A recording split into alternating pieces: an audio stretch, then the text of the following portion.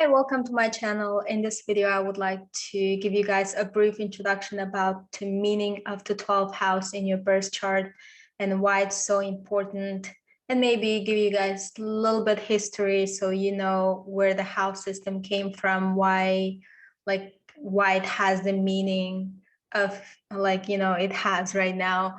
So it makes it easier to memorize or remember the meaning of the houses and how to interpret your birth chart.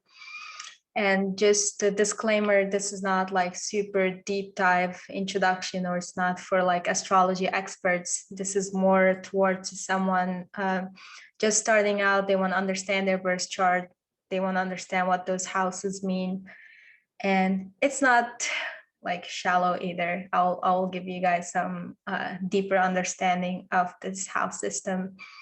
Also, I do study evolutionary astrology. So probably by now, you know, like there are different types of astrology teachings out there, and then you can just watch around or look around, just find the one that resonates with you the most. So in evolutionary astrology, we look at the houses from a perspective of natural law, and also combines with some spiritual knowledge.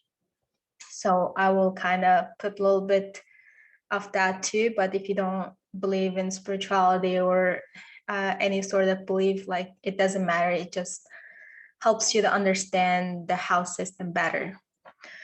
So why 12 houses are so important in astrology?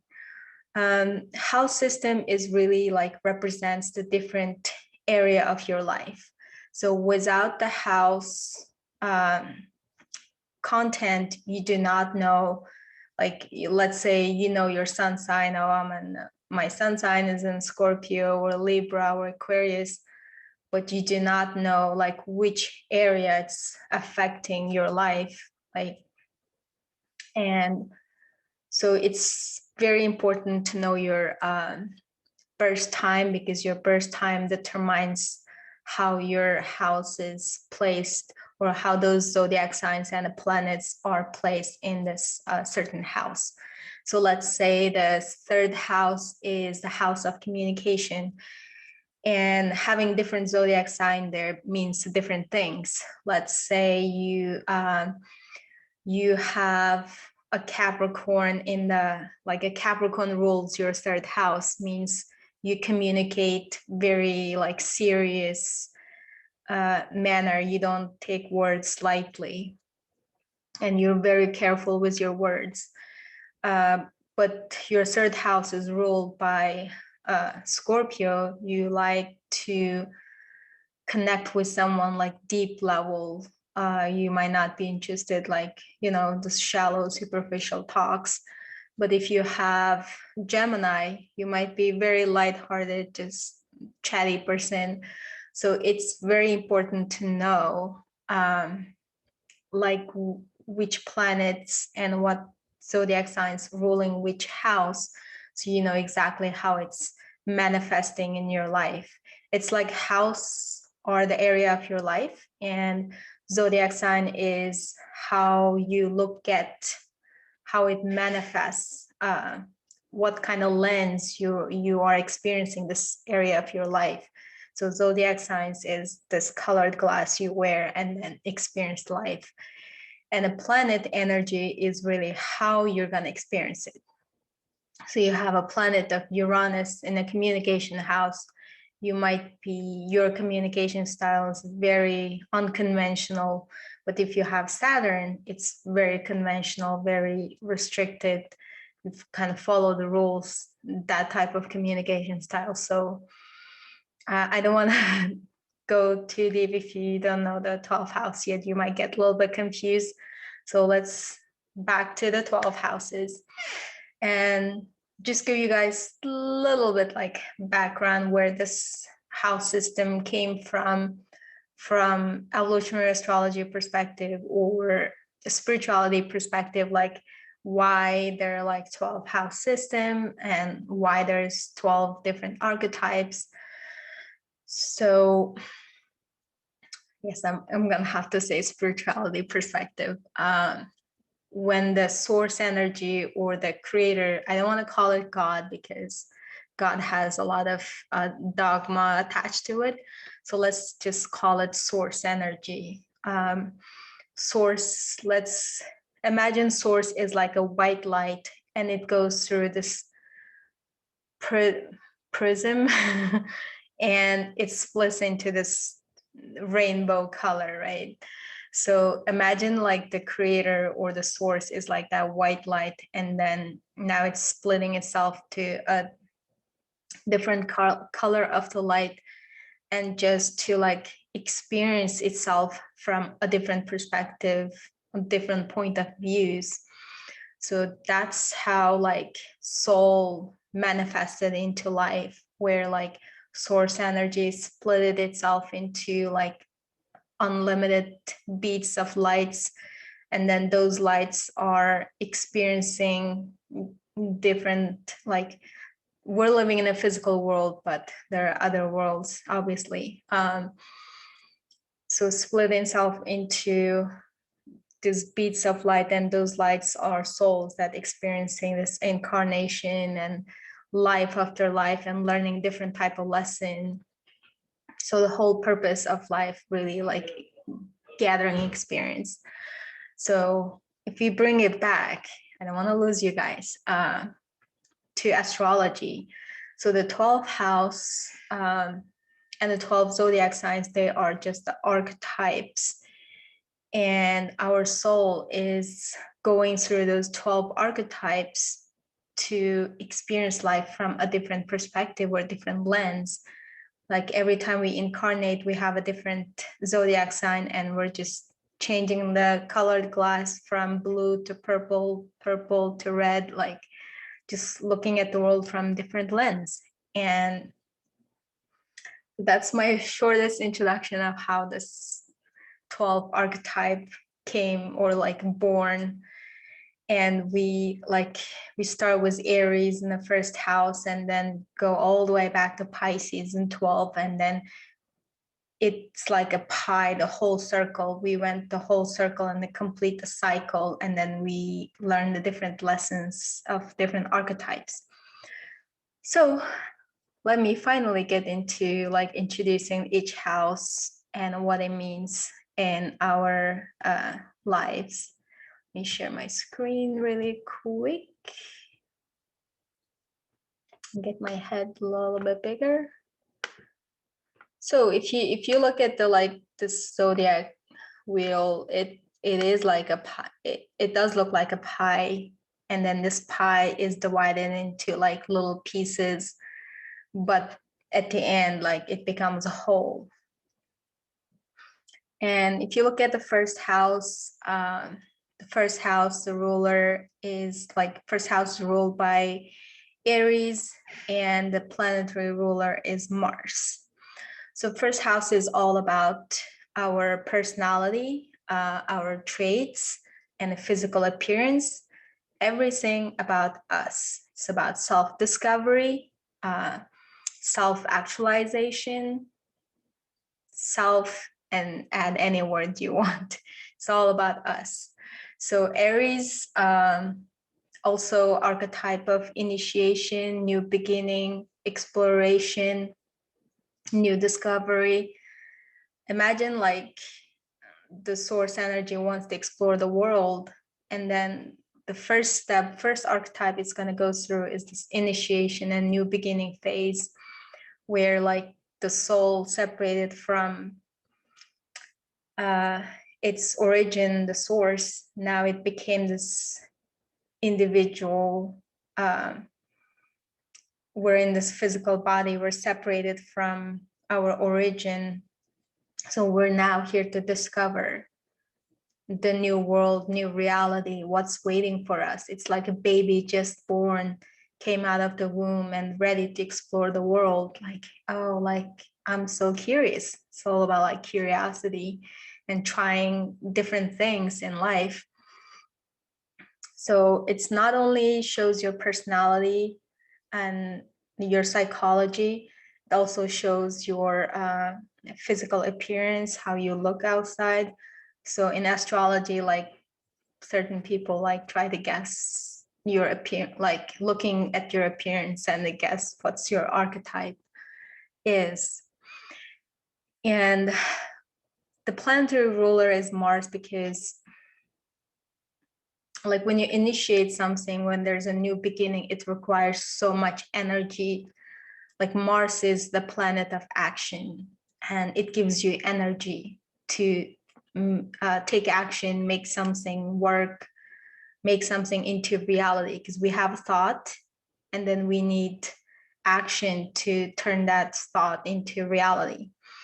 So that's why like Aries ruled by Mars, Mars gives Aries so much energy to let them go out, try different things, explore themselves.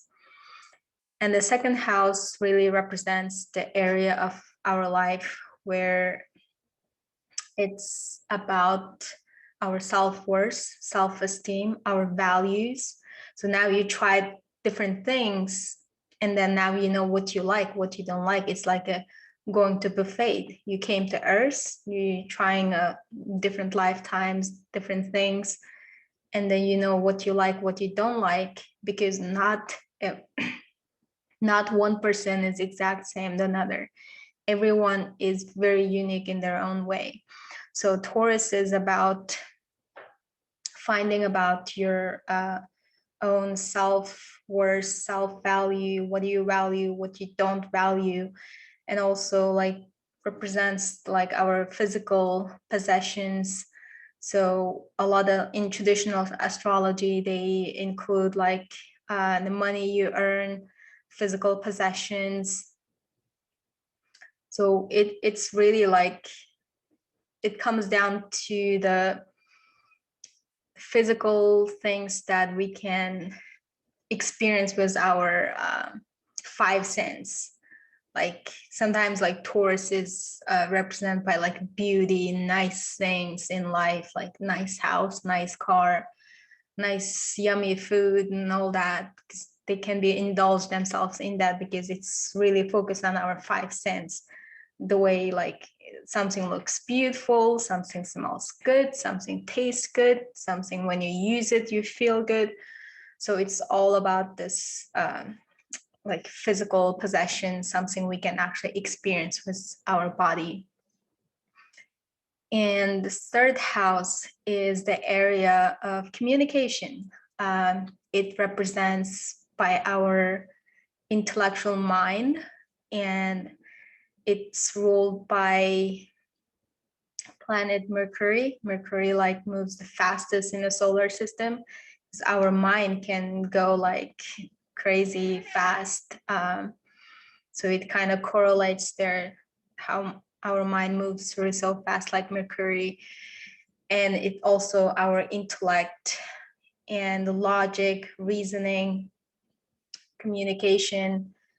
And the third house, the zodiac ruler, is Gemini. Gemini is all about like collecting information, labeling, and sorting things, taking into different facts and come to conclusion. So if you see yourself as a baby, like you're just born in Aries and now you're learning how to survive everything physical, you need food, you need shelter, you need all sorts of things to survive in a second house and third house. Now you're learning how to label things.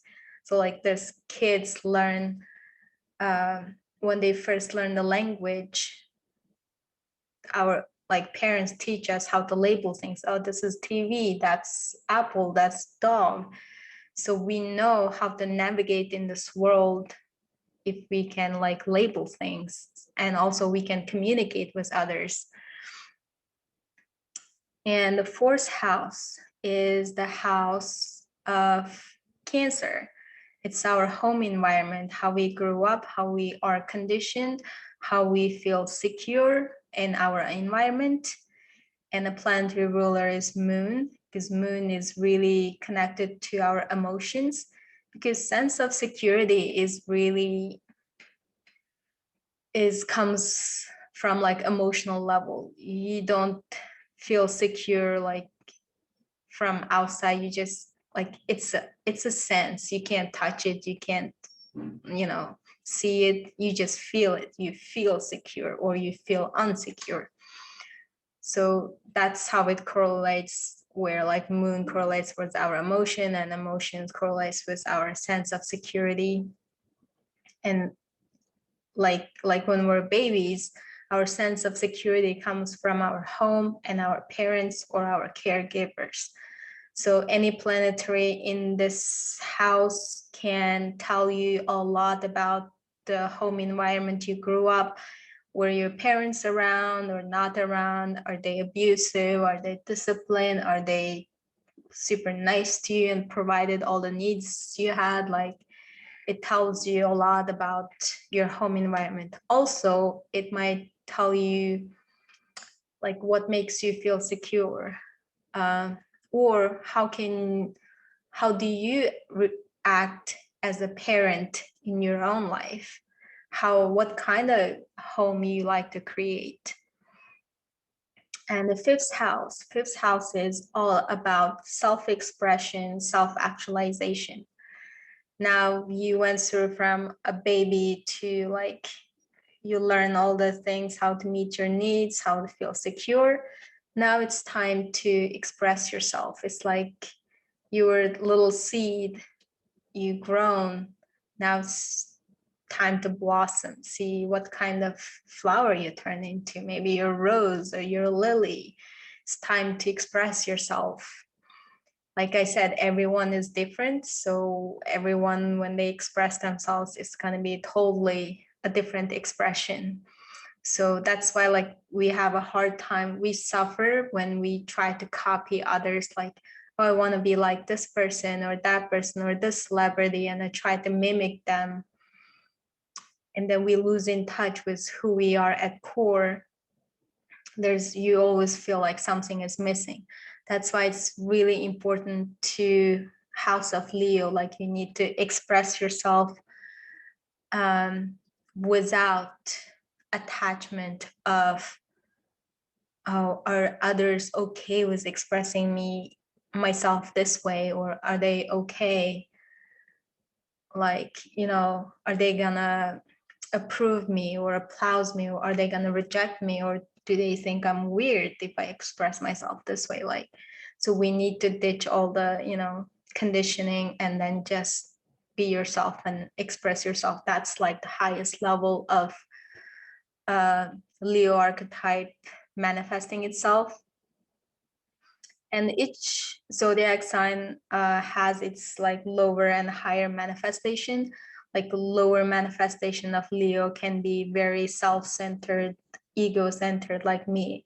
It's all about me, or I want to be the center of attention. Everyone should look up to me, applause me. But the higher manifestation of Leo is really me just being myself is going to make the world a better place. So the planetary ruler is the sun. Sun always wants to shine. So like whatever house you have sun sign, that's why like everybody knows their sun sign, because you know what area you're gonna shine. If your sun is in a Sagittarius, you might shine in the higher education, you might get PhD, and you will be well respected for your belief system or higher knowledge. If you have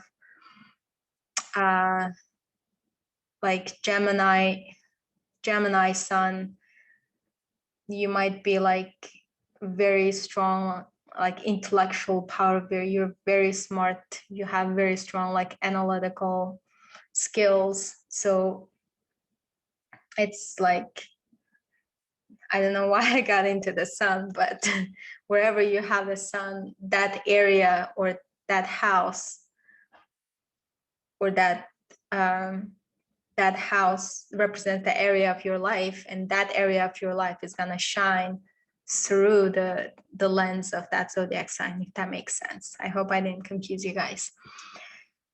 And the sixth house, house of Virgo.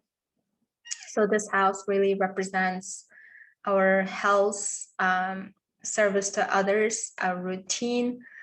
So from the first to fifth, it's all about you, and now everything flipped. Now you got to consider others.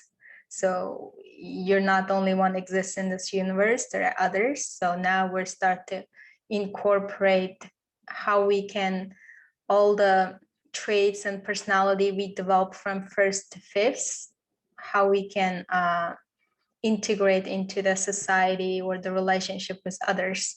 So the sixth house, the house of service, because you have been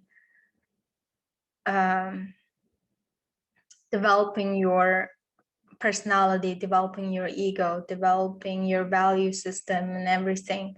Now, how can you use that talent or your strengths or your personality to serve others?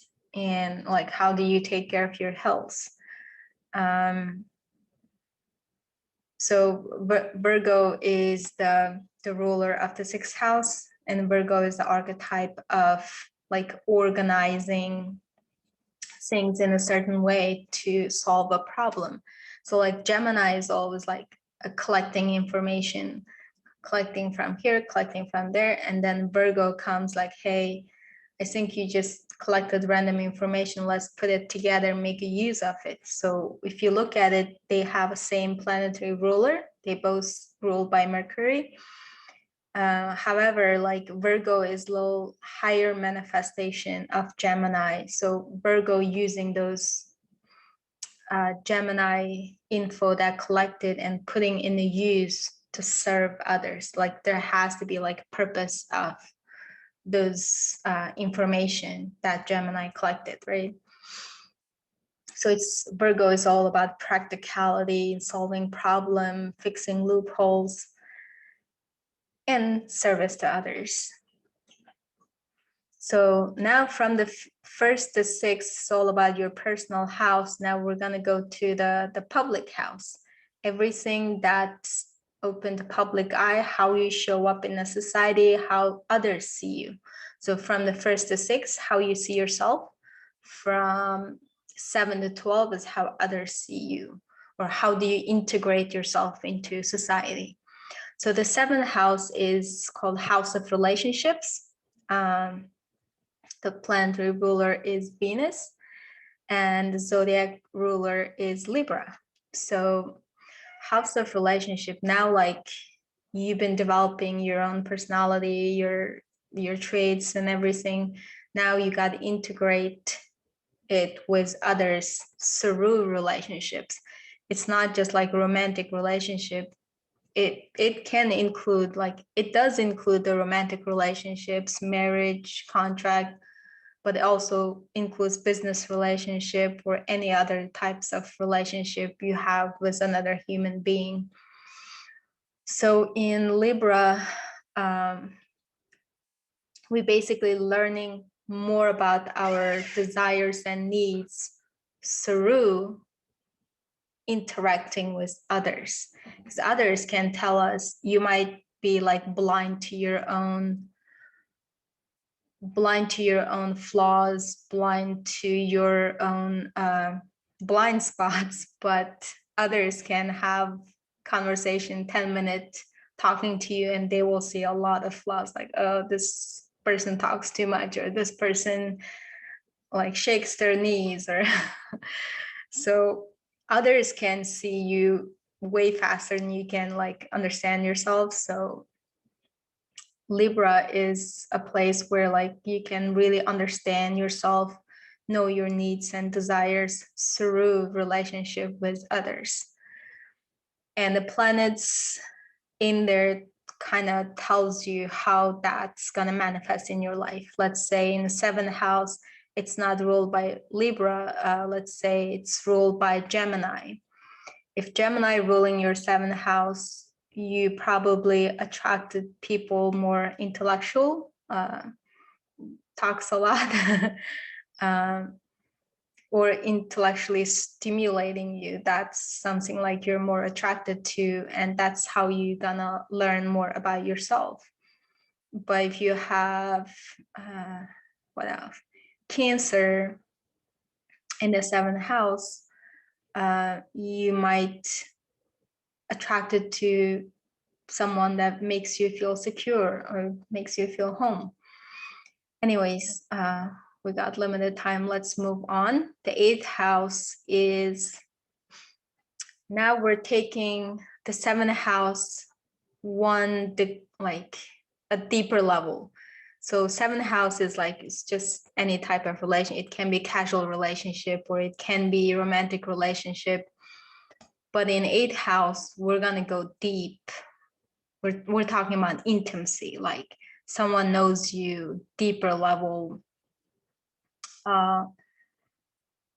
Like let's say like it says 8th house represents like sex and death and rebirth, transformation and all that. And it's also a confrontational house where like we are confronted our limits, we're facing others. Let's say you just got a job and then you're just learning how to do it, and then someone worked there 20 years, knows way better than you, and you're confronted that you are not as good as doing this thing compared to that person. It's all about how you confront yourself in a relationship with others, to know your limitation, know your flaws, and then you transform those limitations, and then you are like become a new person, or you're gonna level up, you're gonna upgrade. So through this intimate relationship with others or confronting our limitations, we are gonna be more empowered, we are gonna transform. So that's the house of Scorpio. It also represents the other people's resources, call it like tax, other people's money. I think the reason it represents that is like 2nd house is more of like self-reliance. How are you gonna support yourself to survive in this physical environment? But 8th house is how are you gonna survive cooperating with others? Because we are social animals, we don't just survive on our own. 2nd house, you might like have to develop your self sufficiency or reliance, but in 8th house, you gotta learn how to cooperate with others, how to learn to trust others, merge with others to survive, or become allies and become more empowered. So it does requires us to trust others, merge with others, share resources. You can't just say like, oh, this is mine, that's yours. Like, well, if you need this, I can share with you. Like, so in that sense, it kind of represents other people's money or resources.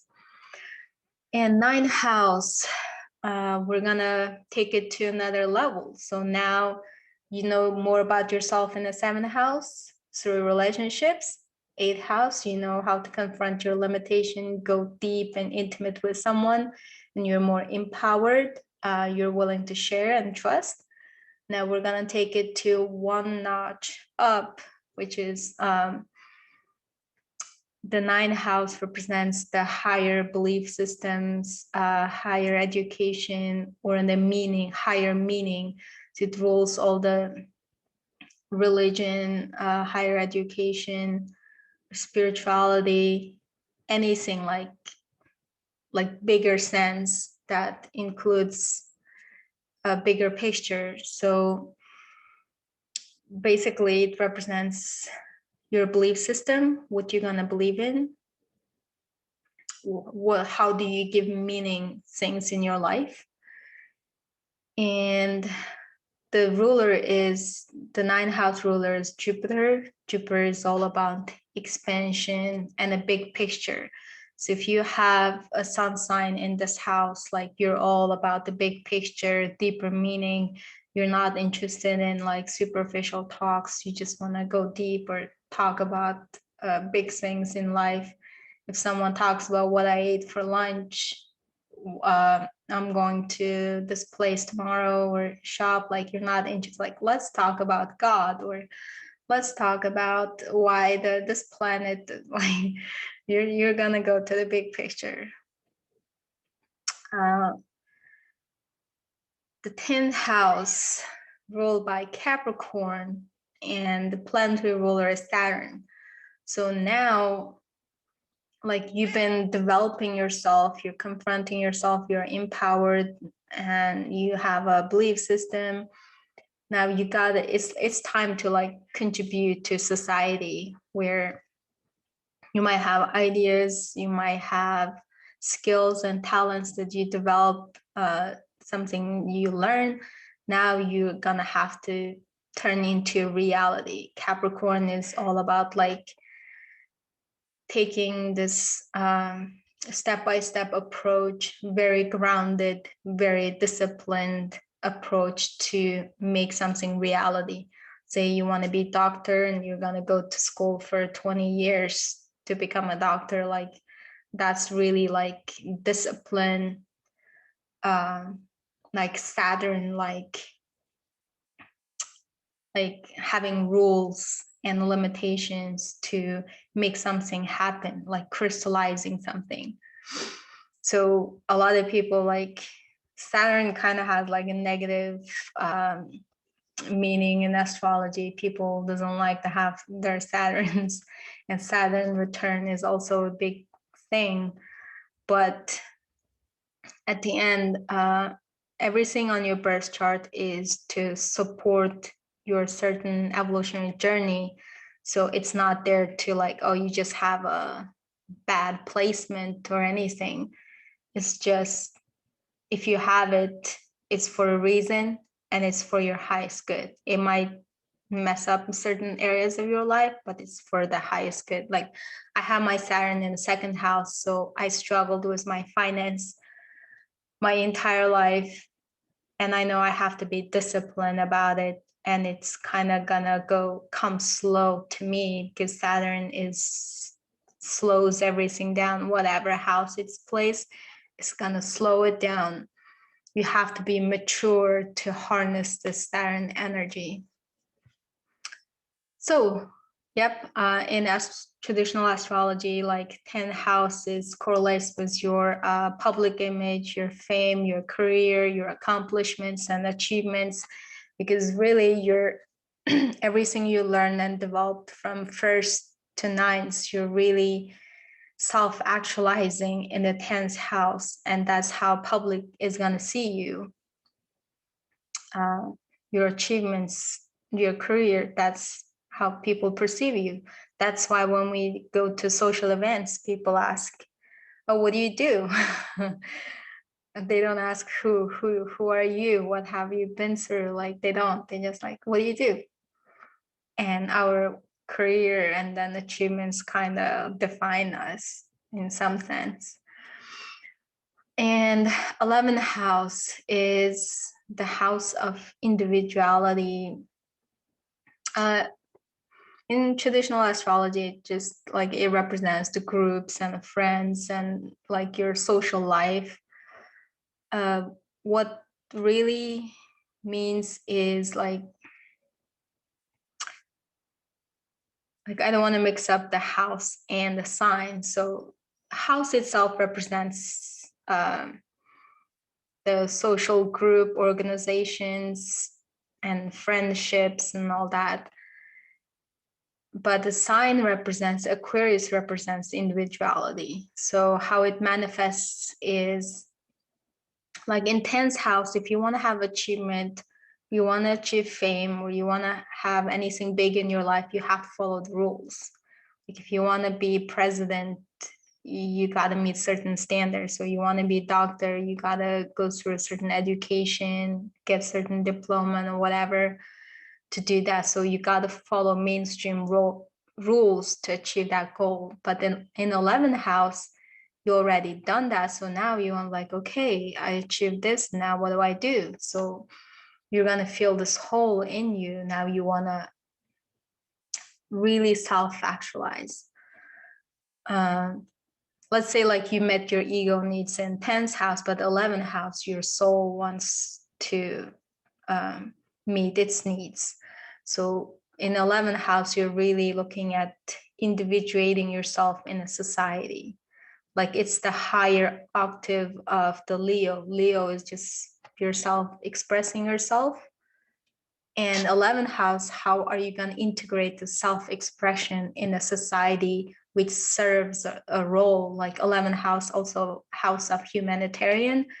So how can this Leo serve the society with its talent? Say you're a very talented writer. How can you serve society with that talent? You can write something that changes a generation's life, or you can be a singer that influence 2-3 generation, that they love your songs and it gives them this motivation or empowerment, whatever that is. Like, how can you use the strengths and the talent you develop all those houses and serve the humanity or the society? And how can you individuate yourself in the 11th house? So planets in this house can really explain, like, are you like really social butterfly? You like to, network and meet new people and organize things, or do you hate groups? Are you a loner? So let's say you have a sun in the 11th house, but you have a Saturn. You also have a Saturn. That means you don't make friends easily. You have like, you're very strict who comes in your life, who goes, or what kind of groups you join. Like, you can be very serious about it. The planetary ruler is Uranus. Uranus is all about breakthrough, limitations. It's the opposite of Saturn. Like Saturn crystallizes things. Uranus breaks through that crystallization and reform something. And 12th house, house of Pisces. So from the 1 to 11th is all about like this world, physical world, about the earth, this, the human life. But when it comes to 12th house, it's the end of the cycle. You went through the 12 archetypes and you're ending this human cycle or your incarnation. So it's like totality of entire 12th house. So it's our collective consciousness or unconsciousness. And it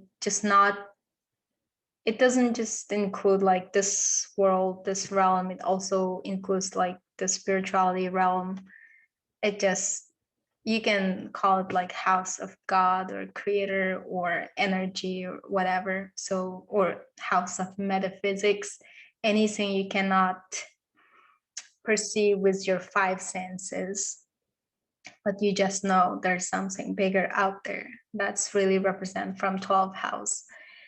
And in traditional astrology, they include like prison, hospital, asylum, hidden enemies and all that. It's just like things that you can't see. We don't see, or we don't go to jail, or we don't go to hospital it's just things that are hidden from the public eye. We don't really think about.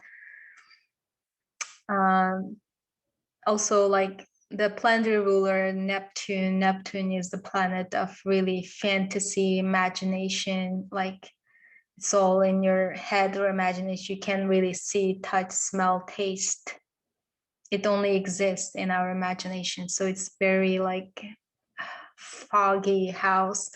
So my son is in a 12th house. So I always felt like I don't know who I was. Like, when you have a son in the other houses, it's very obvious that you have that characteristic. You know right away, like, your energy, who you are, what you want, you don't want. But when you have a sun in a 12, like, it's like sun trying to shine, but 12th house is hidden. So there's like conflict between.